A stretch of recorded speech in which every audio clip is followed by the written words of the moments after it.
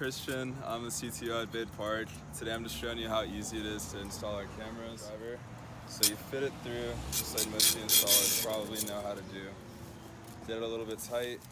It's already got our mount placed on it, so all you gotta do is get some tension onto the band. The cameras will already be powered on the day before the installation happens, so installers shouldn't have to touch anything on the circuit.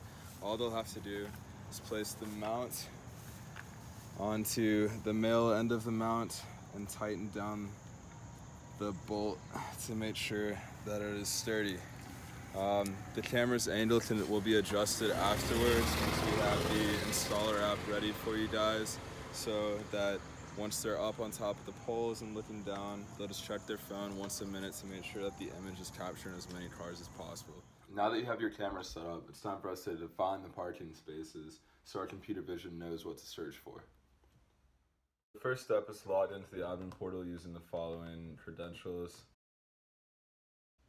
After you log in, you'll be taken to this home page that lets you see the current parking zones as well as like each individual camera that's in the parking zone. At the moment we're looking at Mike's cam and it doesn't have any parking spaces defined on it just yet. So after clicking add parking, you'll be given a tool that lets you draw out each parking space. You can define different sections for where the cars will be. With this current setup or this current street, it's kind of hard to define that one long pathway on the street back over there, so we're going to focus mainly on the driveway. So once you click finish, it asks our computer vision portal to check for the image and run the computer recognition software. This is also run every time that the camera sends an image. So once the parking spaces have been defined, it's totally up to the computer vision software to recognize these cars.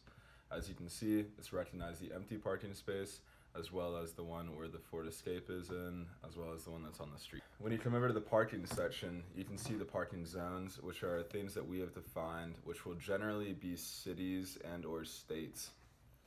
If you go to the individual parking zone, you can see every camera that is set up across the entire board, as well as its battery level percentage. If you go to the parking slots, you can see exactly which camera is giving certain data, whether or not it's available, and you can also delete certain ones if you messed up while adding them on the screen. And then in the dashboard, you can actually see a good analytics history of all these parking spaces. Now, since we just defined those new parking spaces, this data is gonna obviously be a little off, except for the current live data rather than the historical.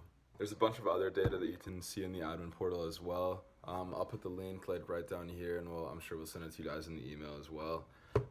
Definitely go check it out so you can see this thing live.